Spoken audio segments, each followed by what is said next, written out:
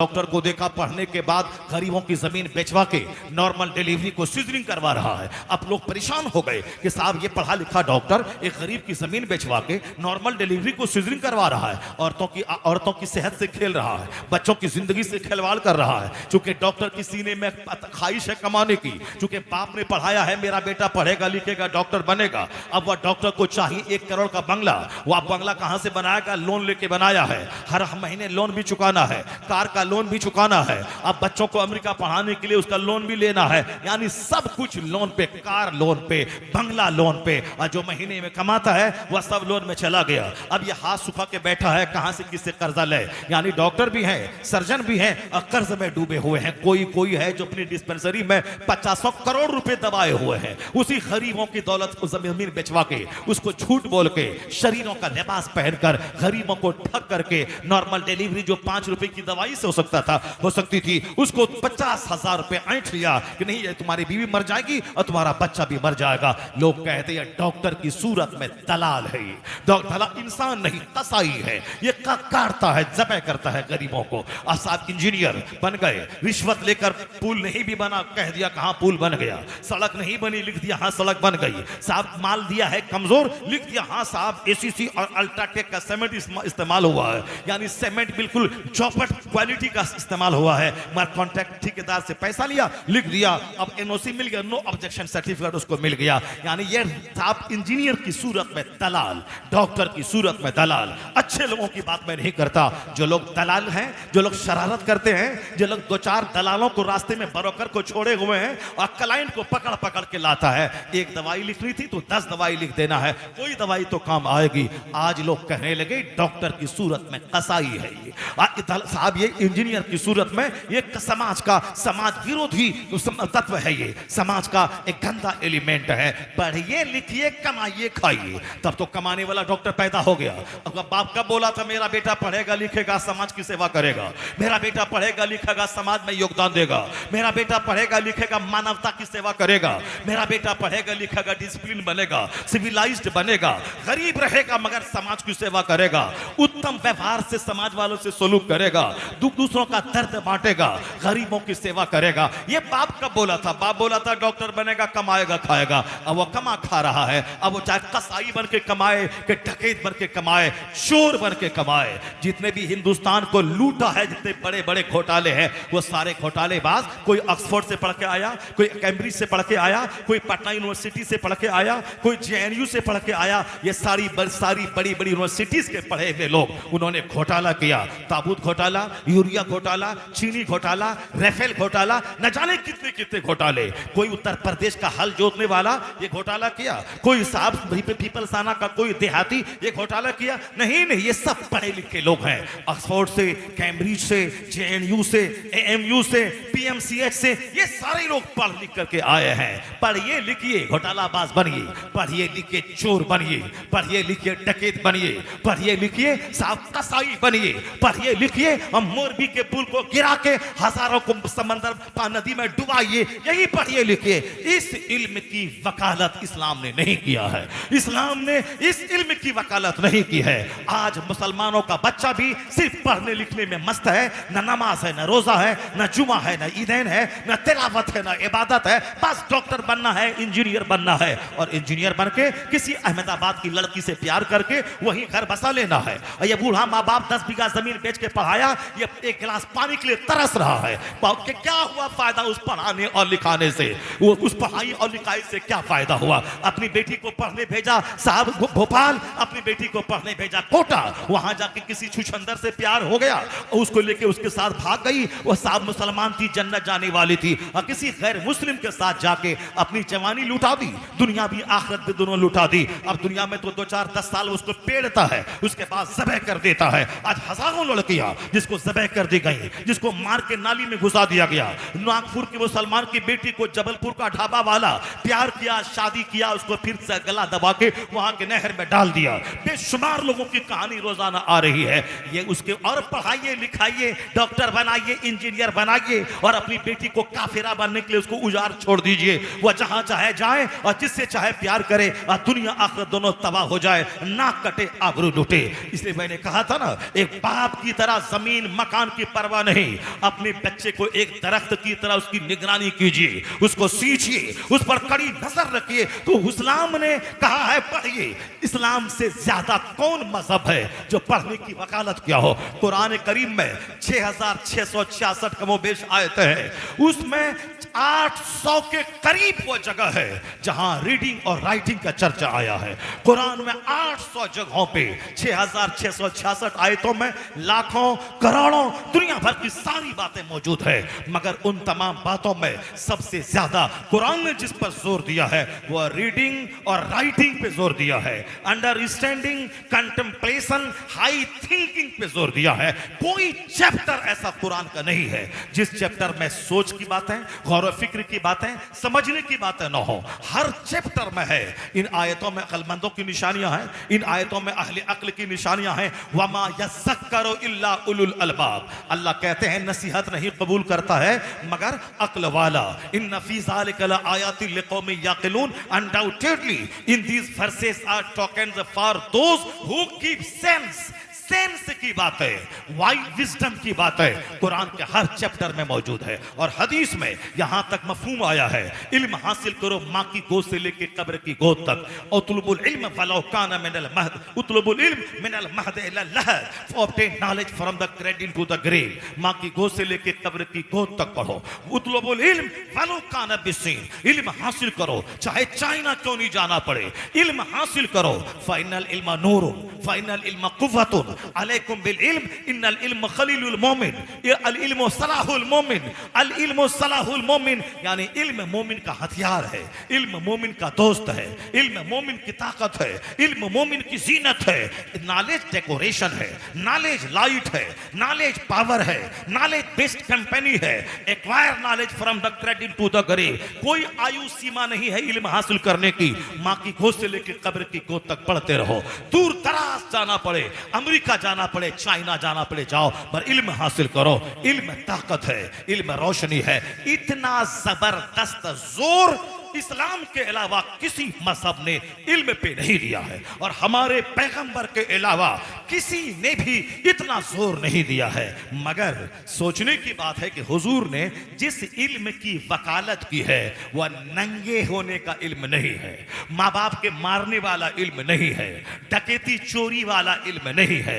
इल्म वह जो हमें इंसान बना दे, इल्म वह जो हमें लीगल और इलीगल का फर्क समझा दे, इल्म वह जो हमें राइट और रॉन्ग का फर्क बता दे, इल्म वह जो हमें अपनी राइट्स और अपनी ड्यूटीज बता दे कि हमारे अधिकार क्या है और हमारा कर्तव्य क्या है, हमको करना क्या है और हमारे राइट्स क्या है, हमारी ड्यूटीज क्या है, और दूसरों के ताल्लुक उनकी जिम्मेदारी हमारी क्या है। रिस्पॉन्सिबिलिटीज से बाखबर होना यह इल्म सिखाता है, ड्यूटीज से बाखबर करना यह इल्म सिखाता है, अपने अधिकार से रूशनास कराना यह इल्म सिखाता है।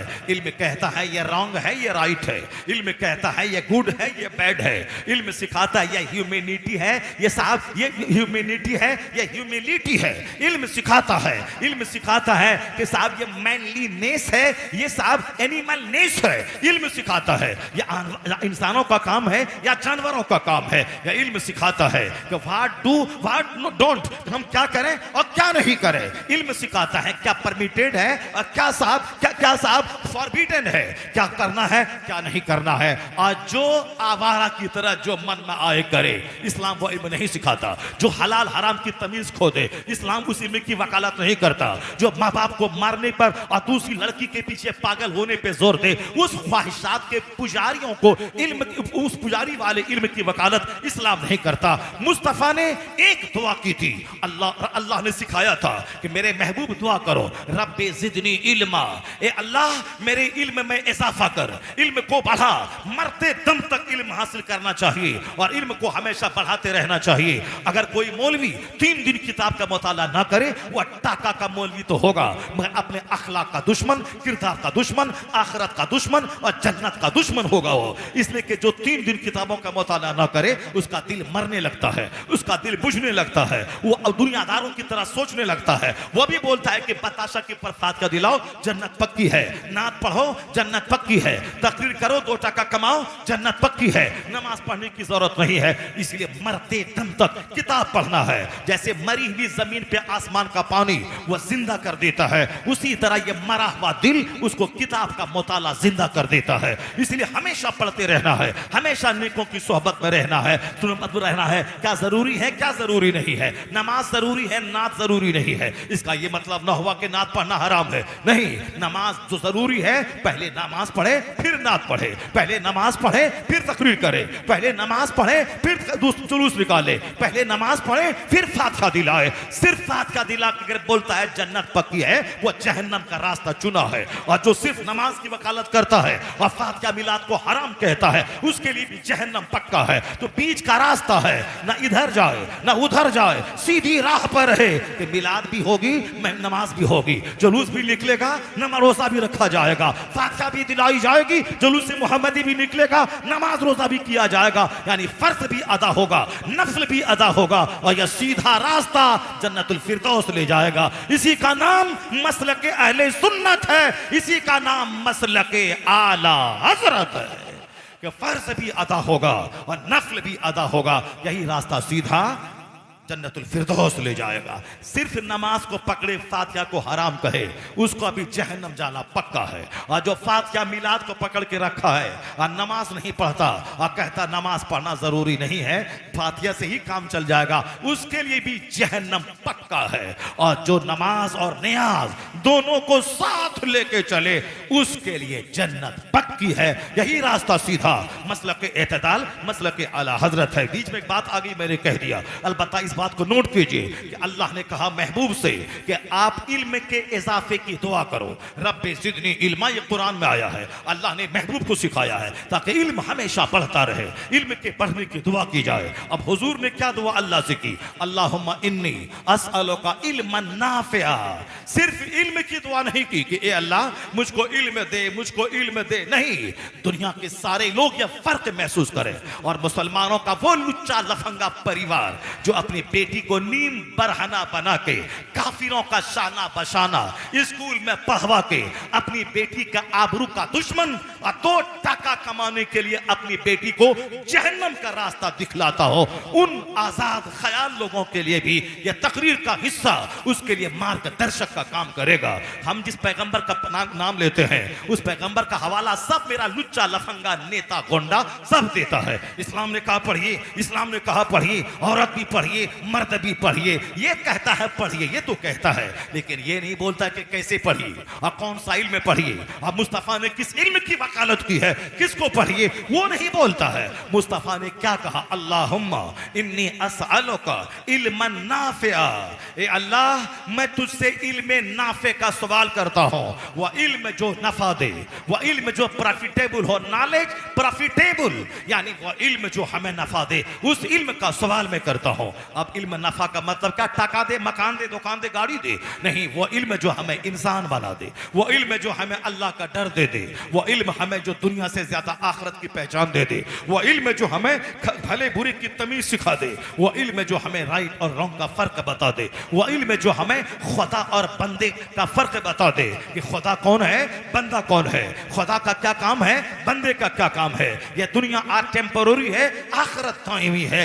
इल्म है वो जो हमें लीगल और इलीगल का फर्क समझा दे। क्या सूद हराम है, शराब हराम है, ज़िना हराम है, दूसरों का माल लेना हराम है, दूसरों की चप्पल चोरी करना हराम है। यह इल्म सिखाता है, फर्क बताता है, क्या करें क्या नहीं करें, क्या डूज क्या डोंट्स, ये इल्म सिखाता है। यही वजह है कि आज अमेरिका से लेकर हिंदुस्तान तक के सारे लोग इस पॉइंट पे मुत्तफिक हो गए हैं, सिर्फ इल्म नहीं बल्कि तरबियत, ट्रेनिंग, तरबियत, मोरल एजुकेशन। हुजूर ने कहा ए अल्लाह मुझे इल्म नाफे अता फरमा। हुजूर ने इल्म नाफे का सवाल किया है, सिर्फ इल्म नहीं, इल्म नाफे का सवाल। और हुजूर ने ये भी पनाह मांगा है, अल्लाहुम्मा इन्नी अऊज़ु बिका मिन इल्मिन ला यनफा। हुजूर की दुआ सुनिए, हुजूर ने क्या कहा, ए अल्लाह मैं तुझसे उस इल्म से पनाह चाहता हूं जो इल्म हमें नफा न दे। अल्लाहुम्मा इन्नी अऊज़ु बिका मिन इल्मिन ला यनफा, यानी जो नॉन प्रॉफिटेबल नॉलेज है, जो इल्म हमें नफा न दे, उस इल्म से मैं तेरी पनाह चाहता हूं। जो इल्म मगरूर बना दे, जो इल्म दुनियादार बना दे, जो इल्म हराम खोर बना दे, जो इल्म जायज नाजायज का फर्क हटा दे, जो इल्म हमें दूसरों को जानवर समझने पर मजबूर करे, जो इल्म हमें माँ बाप को छोड़कर एक दूसरी लड़की के साथ भागने पर मजबूर करे, जो इल्म ज़िना के नाम पे प्यार के तहजीब को बढ़ावा दे दे, अब प्यार को ज़िना कहने पर मजबूर करे, यानी हमें आवारगी को तहजीब का नाम दे दे, अब बलात्कार को प्रेम का नाम दे दे, वो इल्म है क्या? जो कॉलेज में हो रहा है, जो यूनिवर्सिटी में हो रहा है, जो शेल्टर रूम में हो रहा है, जो साहब गर्ल्स हॉस्टल में हो रहा है, क्या ड्रामा हो रहा है। आदमी सोचता है कि मेरा दुनिया में इल्म बढ़ रहा है। हुजूर ने जिस इल्म का सवाल किया वह इल्म नाफे है, और हुजूर ने जिस इल्म से अल्लाह की पनाह मांगी वह इल्म ला यनफा, यानी इल्म गैर नाफे है। There are two kinds of knowledge, इल्म की दो किस्में हैं, और दो किस्में हैं, एक किस्म वह है जो प्रॉफिटेबल, एक किस्म वह है जो नॉन प्रॉफिटेबल हो। एक आदमी को चोरी करना है, रात में सींधमारी करनी है, उसके लिए भी ट्रेनिंग चाहिए, उसके लिए भी तजर्बा चाहिए। आदमी कब वो घर में घुसे, कितने टाइम में घुसे, कहां से घुसे, कैसे सींधमारी करे, कैसे रस्सी से छत पे चढ़े, कैसे से वो जाए, घर वाला जागे तो क्या करे, अगर बाहर में शोर हो तो हम कैसे भागें, अगर चारों तरफ से घिर जाएं तो हम कैसे अपने आप को शूट कर लें। ये सारा इल्म पढ़ाया जाता है, वह भी इल्म है, वो भी पढ़ाई है। तो आप क्या कहेंगे, पढ़िए लिखिए, चाहे चोरी का इल्म हो,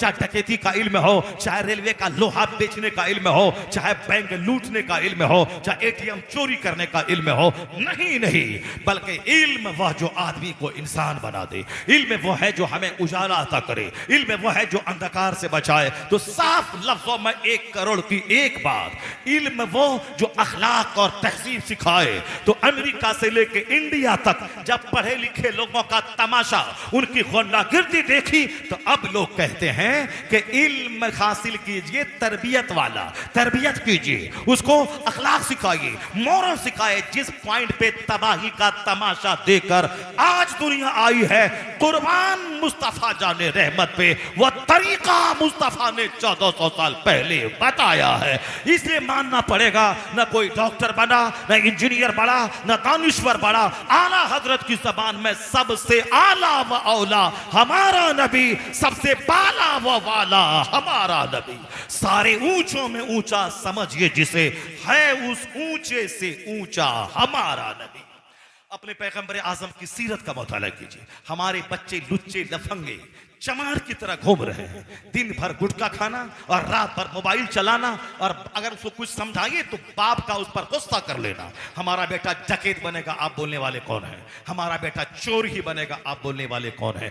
ये तो और चोरी और सीना जोरी है समाज का। हम तुम्हारा बच्चा डकैत बने, चोर बने, हमको क्या मतलब है? लेकिन अगर हम कह रहे हैं कि तुम्हारे बच्चे बिगड़ रहे हैं, उसको तुम बचाओ। अब तुम्हारे पैगंबर जिसका तुम कलमा पढ़ते हो, उसने बच्चों की जो तरबियत का तरीका बताया है उसको अपनाओ, ताकि तेरे बच्चे तुम्हारी आंखों की ठंडक बन जाएं, तुम्हारे बुढ़ापे का सहारा बन जाएं, तुम्हारे बच्चे हाथ से ना निकले, तुम्हारे बच्चे समाज की नाक मिट्टी में ना मिला दें। तो हमने एक मुसलमान होने के नाते, शुभ चिंतक होने के नाते हमने बातें बताई हैं। अगर समाज का कोई बड़ा बूढ़ा अगर समझा रहा है, उसकी बात मानना चाहिए, अपने बच्चों पर कड़ी नजर रखनी चाहिए। हुजूर ने क्या कहा, अक्रिमू औलाद को, अपनी औलाद की इज्जत कीजिए। और करोड़ों का एक फार्मूला जो हुजूर ने दिया, जो पढ़ना मैंने उसी पढ़ने के जिम्न में ये बातें जो फैल गई, पैराग्राफ सामने आ गया। वो क्या है, मा नहला वालिदुन वलदहु मिन नहलिन अफसला मिन अदबिन हसन।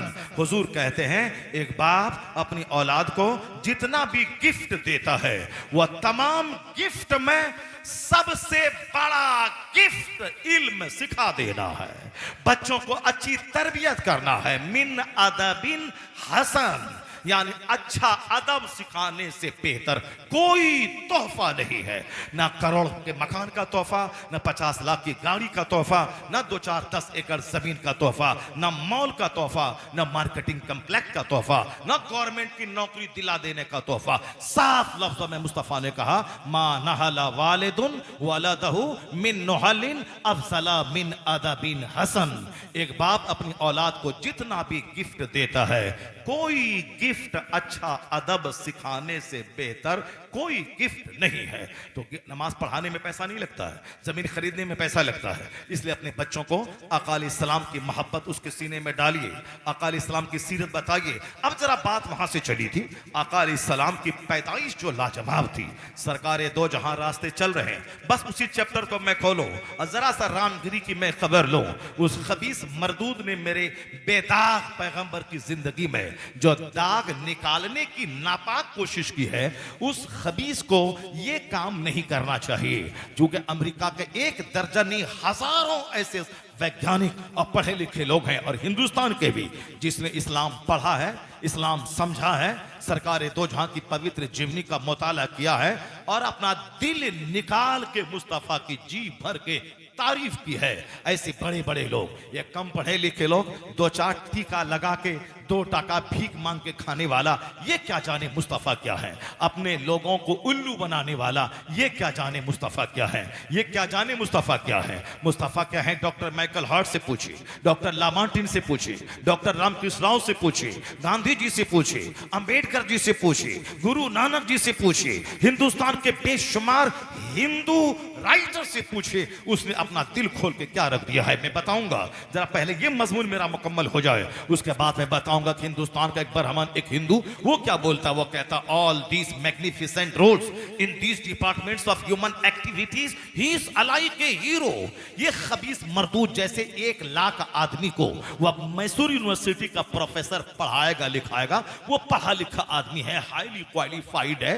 ये जाहिल द ग्रेट, ये सरकार किस शान में गुस्ताखी करता है। वो डॉक्टर रामकृष्ण भी हिंदू है, वो क्या लिखता, वो किताब उसकी भी आज प्रेस से छप के बाहर आई है और बिल्कुल हर बड़े बुक स्टॉल पे वो किताब मौजूद है। वो किताब है Mohammad the prophet of Islam. उस किताब का एक पैराग्राफ पढ़िए, वो क्या लिखा है। वो लिखता है कि इस्लाम के पैगंबर ने जो हमारे जीवन के हर क्षेत्र में, इंसानी जीवन के हर क्षेत्र में जो उन्होंने मार्गदर्शन किया है, रास्ता दिखाया है, जीने का तरीका बताया है, जो हमारा गाइडेंस किया है, जो उन्होंने रूल्स एंड रेगुलेशन से दिए हैं, वो कहते हैं उसको देखकर ये कहा जा सकता है इस पृथ्वी का लाजवाब इंसान कोई है तो मोहम्मद अरबी की जाते की नाम है।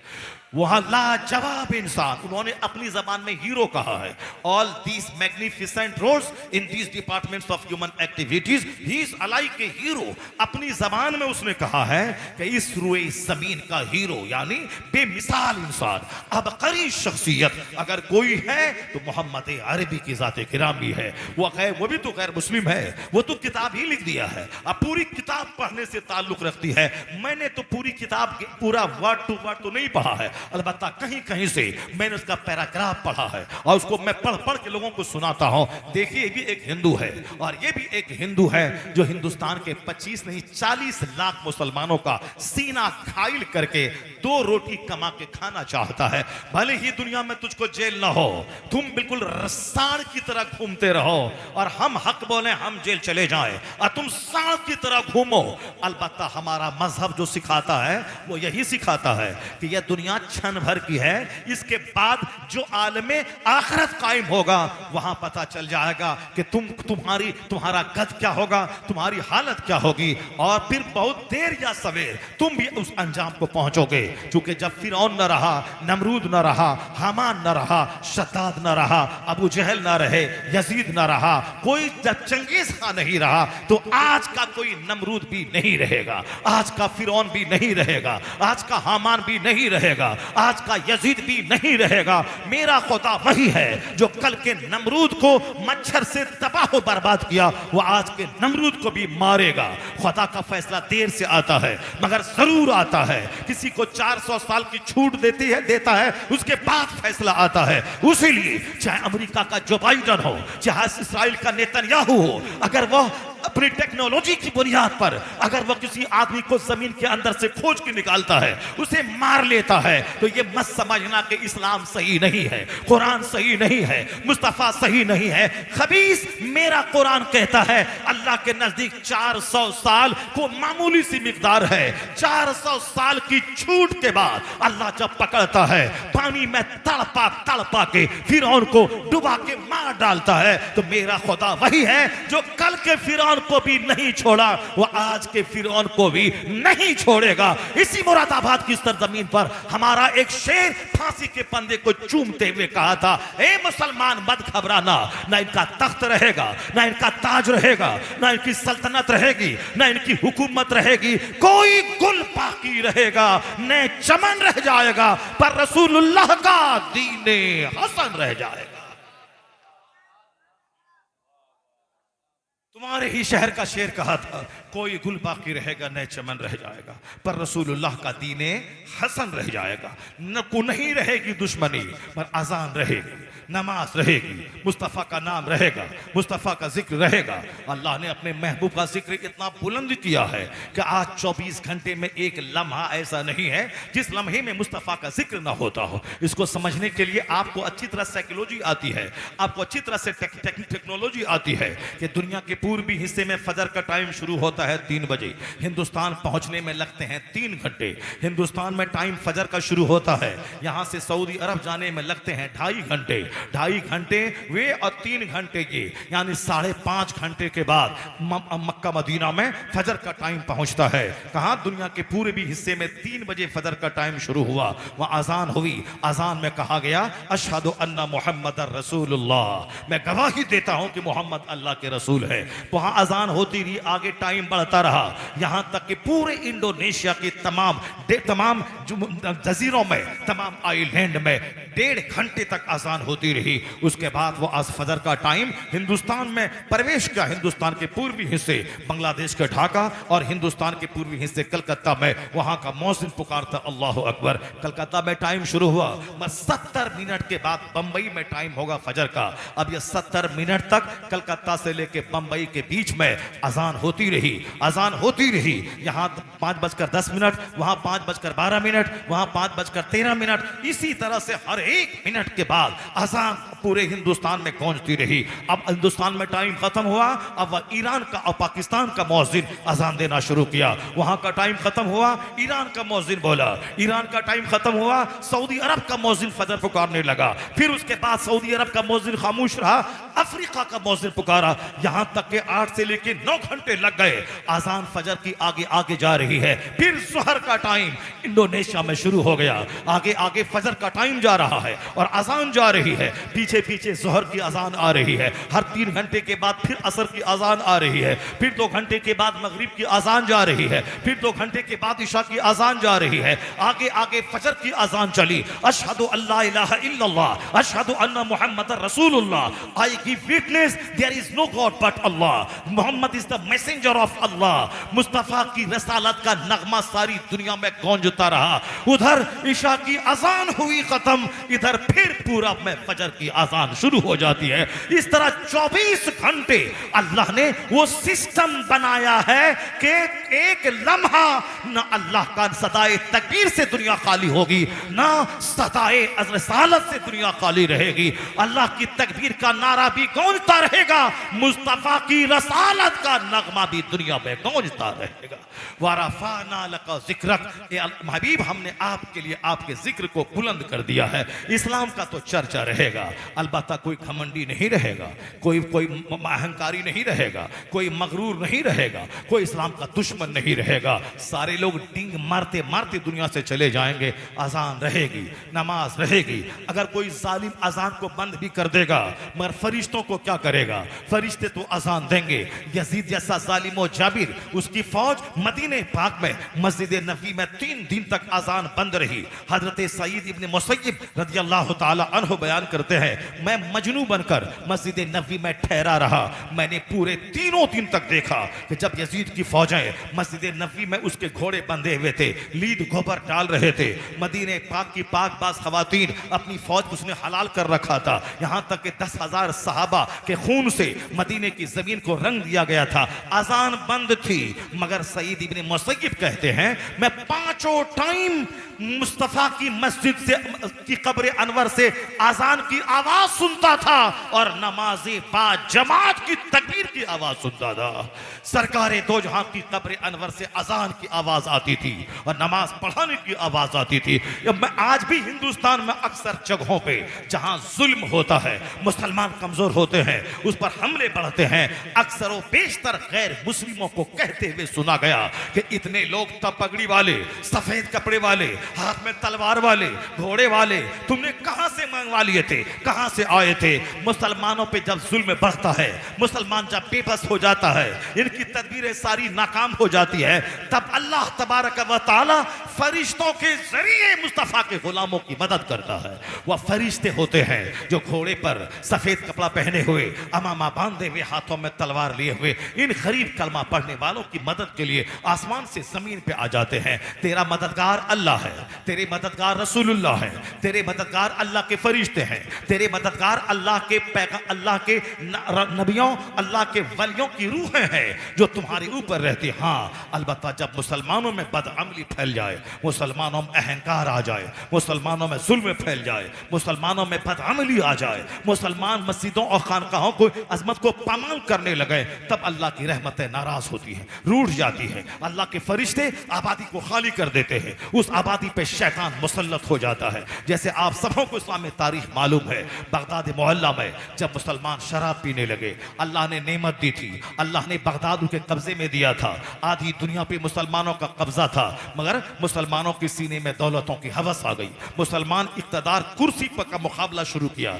मैं बादशाह हूं, मेरा बेटा बादशाह बनेगा, मेरा पोता बादशाह बनेगा, मैं बादशाह हूं, मेरा बेटा वली अहद बनेगा, यानी मेरे बाद ये बादशाह बनेगा, बादशाहत मेरे खानदान में रहेगी। ये बादशाहत की जब रीत शुरू हो गई और मस्जिदें वीरान हो गई, खानकाहें उजड़ गई, मुसलमानों के घरों में शराब आ गई, मुसलमानों ने मौलवियों की बातों को नकार दिया, मौलवी आपस में सदारत की कुर्सी के लिए लड़ाई शुरू कर दिया। हमारा नाम छोटा क्यों नहीं है, बड़ा क्यों नहीं हुआ, हमें कुर्सी क्यों नहीं दी गई, हमें सदर क्यों नहीं बनाया गया, यानी ये आपस में सदारत की कुर्सी के लिए लड़ाई शुरू कर दिया। हम गोरे, हम सदर के पास बैठेंगे, हम बादशाह के पास बैठेंगे, यानी इक़्तिदार मनसब में लड़ने लगे। उम्मत कहां जा रही है, उम्मत की फिक्र खत्म हो गई और उम्मत के जो लोग हैं वो उलमा को लड़ता हुआ देखकर ये बेनियाज हो गए। अब शराब आम हो गई, ज़िनाकारी आम हो गई, दौलत बढ़ाने के लिए जुआ आम हो गया, औरत भी लतपत हो गई गुनाहों में, मर्द भी लतपत हो गए। जब औरतों में हया शर्म का मादा बाकी रहता है, वो हराम से बचती हैं,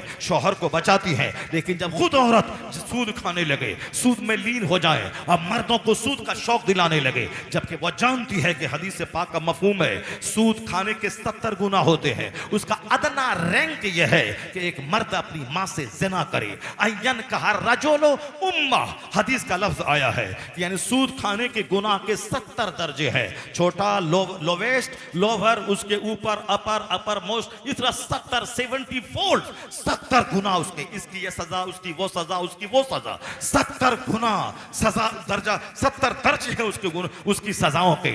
उसमें अदना सजा, सबसे लोवेस्ट पनिशमेंट जो है वो है अयन कहर रजोलो उम्मा, सबसे लोवेस्ट पनिशमेंट ये है कि एक मर्द अपनी मां से जिना करे।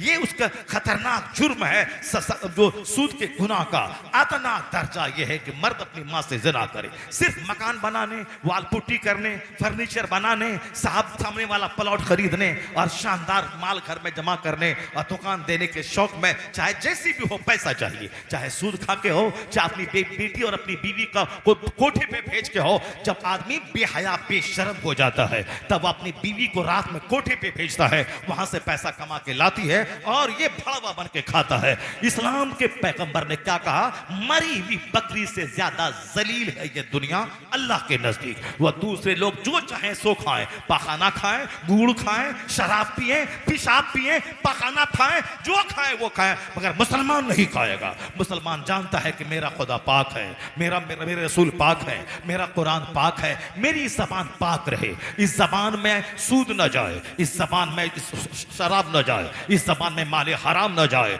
माले हराम से कोई 50 उम्रा कर ले, 100 हज कर ले, एक हज कबूल नहीं होगा। हदीस में आया है कि उसका हज उसके चेहरे पे मार दिया जाएगा और कोई दुआ कबूल नहीं होगी। हदीस में आया है दुआ की कबूलियत के लिए हलाल के साथ शर्त है, और हराम खा के कोई काबा में दुआ करे उसकी दुआ रद्द हो जाएगी, और हलाल खाकर कोई मोहल्ले की मस्जिद में दुआ करे, नहीं हज फर्ज था हज को नहीं गया, हलाल खाकर मोहल्ले की मस्जिद में जो दुआ करेगा वो दुआ अल्लाह कबूल फरमा लेगा।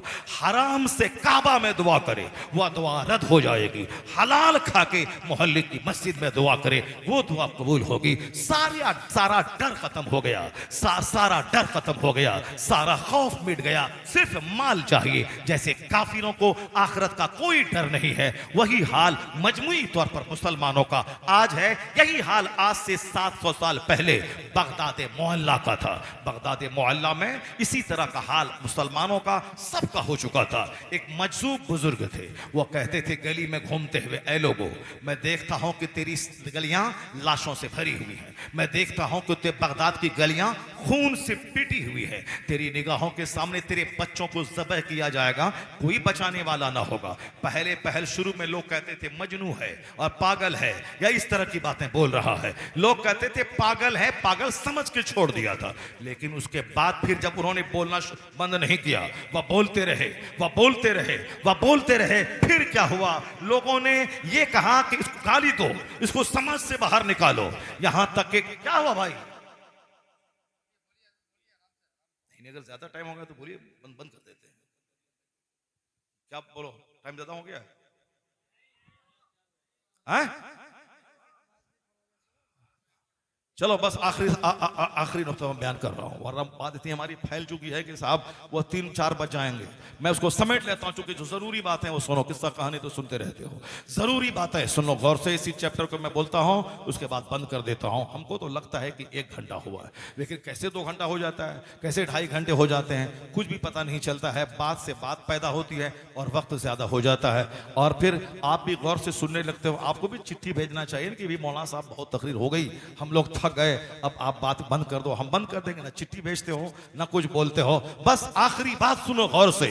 जब वह मजसूब बुजुर्ग, गौर से सुनो मेरी बात, जब मजसूब बुजुर्ग बगदाद में कहते रहे लोगों से, ए लोगों तौबा करो, छोड़ दो ये मस्तियां, छोड़ दो शराब, लोगों ने नहीं छोड़ा। लोगों ने समझाने वाले को बुरा कहा, उनको पहले सोचा पागल है, फिर उसके बाद जब वो मजूब बंद नहीं किया तो लोगों ने गाली देना शुरू किया। और जब नहीं रहा गया, मजूब चाहते थे कि लोग तौबा कर लें, वो अज़ाब आने वाला है, आसमान से उतरने वाला है, अब साहब समझा लाशें सड़ने वाली है बगदाद की गलियों में, मगर लोगों ने ध्यान नहीं दिया। यहां तक कि एक दिन बर्दाश्त नहीं हुआ, ये बिला वजह बकबक करता है, नींद खराब करता है, इसको भूलना आता है, कहां है अजाब, कहां है खून, कहां है लाशें, ये पागल है, इसको मारो भगाओ। यहां तक कि एक दिन बच्चों की जरिए इतनी मार मारा, बगदाद के वह मजजूब बुजुर्ग इंतकाल कर गए। क्या उनका कसूर क्या था? वो लोगों को अल्लाह के अजाब से डरा रहे थे। कहते थे तेरी मस्तियां खत्म हो जाएंगी, तेरी निगाहों के सामने तेरे बच्चे कटेंगे, कोई बचा नहीं पाएगा, अल्लाह से डरो, वक्त है तौबा कर लो, वो अजाब आने ही वाला है। मगर लोगों ने पहले पागल समझ के छोड़ दिया, बाद में जब वो नहीं रुके तो इतना मारा कि मजजूब बुजुर्ग मर गए। उनका इधर मरना था, उधर तातारी काफिरों ने बगदाद पे चढ़ाई की, ऐसी चढ़ाई की कि पूरे बगदाद को उजाड़ के रख दिया। सारी मस्जिदें तोड़ दी, सारी खानकाहों को तोड़ दिया, मुसलमानों को इतनी दहशत फैला के काटा कि 70,000 मुसलमानों की खोपड़ी की मीनार बना के उस पर बैठ के तातारी काफिरों ने शराब पिया, सारी किताबों को निकाल के दरिया दजला में फेंक दिया। दरिया का पानी काला हो गया, किताबों की हुरूफ की सियाही की वजह से पानी काला हो गया। खून से बगदाद की गलियां भर गईं, लाशों से बगदाद की गलियां पीट गईं। यहां तक दहशत छा गई। एक औरत, तातारी औरत, किसी मर्द से कहती थी यहीं खड़ा रहो, मैं घर से तलवार ला रही हूं और मैं तेरी गर्दन काटूंगी। वो भागता भी नहीं था कि भाग के जान बचाए, इतनी दहशत तारी थी कि वो औरत घर जाती तलवार लाती, उस मुसलमान की गर्दन काट देती। इस तरीके से बगदाद उजड़ गया, वीरान हो गया, तमाम लाशें सड़ने लगी। जो लोग बचे थे तहखाने में, वह लोग उसी तहखाने में अल्लाह अल्लाह करते रहे, तौबा करते रहे। जब बगदाद के काफिरों ने कहा कि आज के बाद से अब इस्लाम बगदाद में नहीं फैलेगा फूलेगा, मैंने मार दिया मुसलमानों को, मैंने तोड़ दी सारी मस्जिदें। अल्लाह का सारा काम हिकमतों से भरा होता है। अल्लाह ताला मुसलमानों की बदअमली की सजा दे दी, इन्हें तबाह कर दिया, इनको बर्बाद कर दिया, इनके सारे बच्चे ज़बह हो गए। अगर हालत ईमान में जो तबाह बर्बाद होंगे, क़यामत के दिन उसी हालत में उठेंगे। फिर सजा के बाद अगर वो ईमान का दम मरा है तब तो जन्नत के मुस्तहिक होंगे।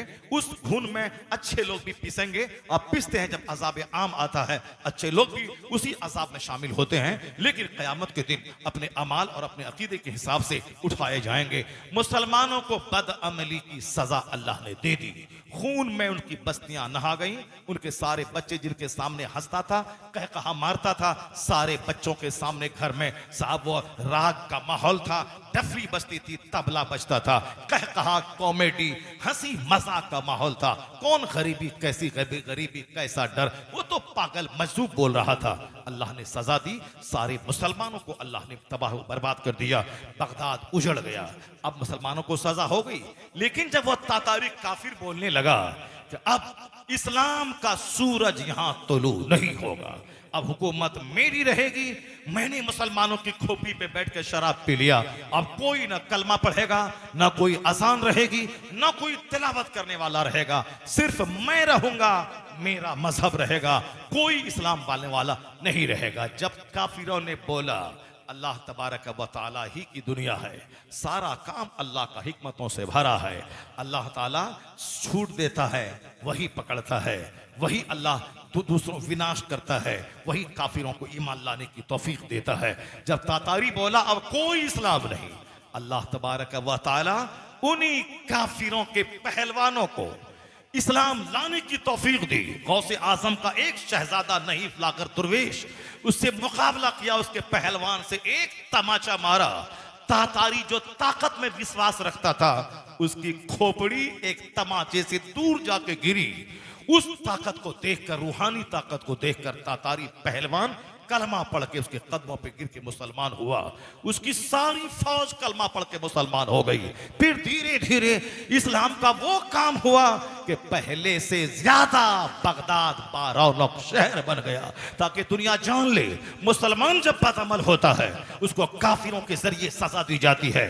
और जब काफिर कहता है कि अब इस्लाम नहीं आएगा, उन्हीं काफिरों को कलमा पढ़वा के मुस्तफा का गुलाम बना दिया जाता है। इसलिए एक कौम में मुस्लिम, तुम्हें दुनिया की फिक्र करने की जरूरत नहीं है। नमाज, रोजा, हज, ज़कात, अपनी मस्जिद, अपनी खानका, अपने उलमा, उसकी बात करो, अपने बाल बच्चों की तरबियत करो, अपनी आखिरत की फिक्र करो।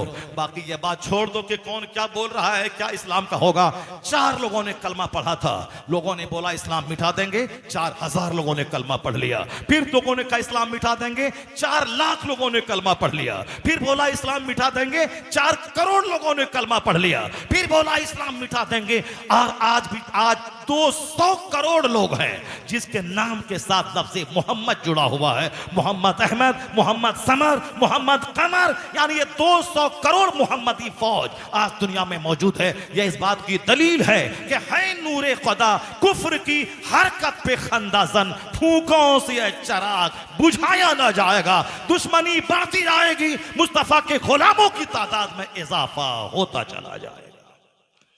मुस्तफा के गुलामों की तादाद में इजाफा होता चला जाएगा। अल्लाह तबारक व तआला हमको और आपको सबों को अपने नबी से सच्ची मोहब्बत की तौफीक अता फरमाए।